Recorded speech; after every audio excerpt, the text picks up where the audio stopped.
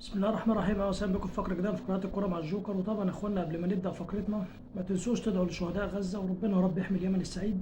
وبسم الله نبدا. طبعا يا اخوانا يعني شفنا المسرحيه امبارح. بذمتك ودينك ما شفتش دوري اتنين فيه بيحتفلوا مع بعض؟ في دوري المسرحيه اللي طبعا للاسف بعيد عن الاهلي، بطلها اتحاد الكوسه ورابطه الكرفس، هم دول بطلها. طبعا يا اخوانا نادي الاهلي بيتوج بالدوري 45 وطبعا بيحتفل، وطبعا سيراميكا من ناحيه طبعا كمان من الناحيه الثانيه بيراميدز بيقول لك انا بطل الدوري المره الاولى وبيحتفلوا كمان.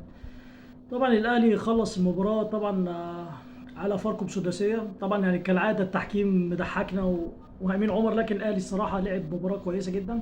الناحيه الثانيه طبعا بيراميدز فاز على سيراميكا كليوباترا 5-1. كمان المصري فاز على حرس الحدود وطبعا امن المركز الرابع. بالنسبه كده يبقى الدوري المصري اللي هيطلع في افريقيا الاهلي وبيراميدز والكونفدراليه الزمالك والمصري. طبعا يا اخوانا مش هنتكلم بقى على الزمالك، بنسيبه دلوقتي خالص. لكن بجد والله، هو ايه المسرحيات اللي احنا بنشوفها دي؟ طب هو يجي هنا بقى السؤال، هو مين بطل الدوري؟ يعني بجد والله فكرتوني في فيلم معلش احنا بنتبهدل. ده الدوري ده كده للاسف. مين البطل الله اعلم. يعني الاهلي رفع الدرع وكل حاجه، وطبعا بيراميدز بينتظر حكم المحكمه، وهنشوف الايام اللي جايه هترسى على ايه. طبعا الدوري لسه فاضل له مباراه صغيره بس هتتلعب يوم السبت بين الزمالك وفاركو. وطبعا انا بالنسبه لي تحصيل حاصل، يعني مباراه مش هيبقى لها اي لازمه. طبعا بقى نرد بقى على التصريحات. طبعا ابراهيم فايقي طبعا قبل المباراه بيقول لك الاهلي لو خسر الدوري لا قدر الله. بجد والله يا ابراهيم فايق، هو بيراميدز ده مش فريق مصري؟ يعني ابراهيم فايق مثل يا اخي، قلناها قبل كده والله وبنقولها وهنقولها. يا اعلاميين يا محايدين مثلوا انكم محايدين. لكن يقول لك لا قدر الله لا قدر الله. هو مع كل الاحترام، هو الاهلي بيلعب فريق منين بالظبط؟ دوري مصري، وللاسف اتلعب في لوائح وباظ. لكن قلنا نكمل المسرحيه والنادي الاهلي خد الدوري. مبروك يا عامل النادي الاهلي. لكن توصل للا قدر الله. فبجد والله نفسي اعرف ايه المعيار اللي انتوا بتوزنوا بيه. ده اللي احنا عايزين نتكلم فيه بس، لا اكتر ولا اقل. طبعا ده بالنسبه للمسرحيه اللي حصلت. طبعا بقى نخش للتصريح الثاني. ومحمد سراج بيقول لك هو ازاي بيراميدز بيحتفل، وطبعا ده دوري ولوائح وقوانين. طبعا مع احترامي ليك يا محمد يا سراج، طبعا الاستاذ محمد سراج ده عضو في اداره النادي الاهلي. لوائح ايه؟ بجد والله برضه احنا لسه في التدليس. لوائح ايه بجد؟ الدوري اتلعب في لوائح يا عزيزي. لغينا الهبوط ولغينا الخصم والمسرحيه كملت على خير. طبعا ده بالنسبه للاخ محمد سراج. طبعا بنرد بقى على سيد علي، وطبعا ده اعلامي ما نعرفوش ولا نعرف له اي زفت. ده طبعا سيد علي بيقول لك ان جماهير الزمالك عايزه جماهير الاهلي يخسر عشان يبقوا فشله زيهم. لا يا حبيبي، نادي الزمالك عمره ما كان فاشل ولا جماهيره فاشله. اللي زيك المدلسين اللي زيك هم للاسف هم اللي عملوا كده في نادي الزمالك. الناس اللي بتقول لك احنا بندعي المظلوميه، طب ما احنا شايفين الدوري اهو مسرحيه. بعيدا عن الاهلي، مع كل احترام لاخواتي الاهلاويه والاهلي، يا سيدي علي بطل تعمل ترند بكلمه زي دي. ما انت كده كده هتتهزق، يعني جماهير الزمالك هتهزقك. طبعا ده بالنسبه لسيد علي.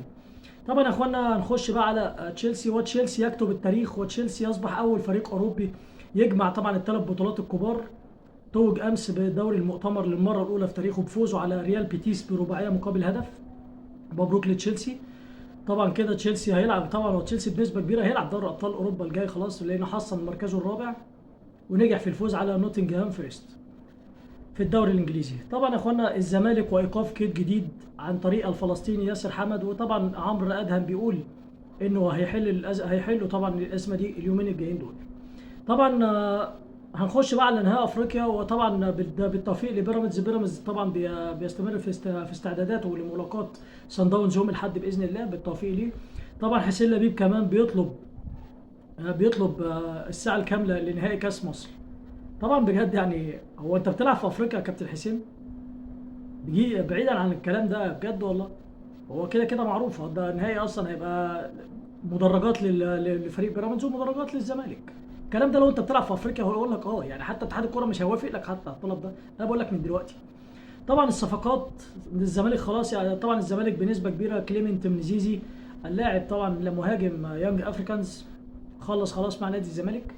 وطبعا احنا اتكلمنا قبل كده على محمد بن شرقي. طبعا الناحيه الثانيه نادي الاهلي في كلام ان الجزار مدافع المحله خلص، وكمان في كلام عن عودة أحمد رمضان بيكهام، وفي وبنسبة خلاص يعني بنسبة 85% أحمد محمد شكري باك شمال طبعا سيراميكا ولاعب الأهلي السابق في النادي الأهلي لمدة 3 مواسم. وفي كلام طبعا عن صفقات تبادلية داخل فيها أحمد رضا، ده في طبعا رواية بتقول إن أحمد رضا وعمر كمال عبد الواحد، وفي كلام طبعا عن 2 ناشئين حتى الآن يعني أنهي رواية فيهم، لكن المشترك الوحيد ان محمد شكري هيكون في نادي الزمالك في نادي الاهلي قصدي، دي بنسبه كبيره. طبعا عوده طارق حامد مساله وقت مع اقتراب رحيل دونجا بنسبه كبيره. طارق حامد راجع، وفي كلام كمان عن عوده محمد على عوده ابو جبل. طبعا حتى الان تضارب الانباء، وطبعا هنشوف المسرحيه دي هترسى عليه. ان شاء الله يوم السبت هتبقى نهائي دوري الابطال انتر وباريس سان جيرمان، وبالتوفيق طبعا للفريقين. اتمنى يا رب اكون تقلت عليكم. حافظ الله فلسطين. وبنختم بخير الختام والصلاة والسلام على نبينا محمد النبي الامين. طبعا نترككم في رعايه الله وامنه وحفظه، ولكم منا خالص التقدير والحب والاحترام. حافظ الله فلسطين. شكرا. السلام عليكم.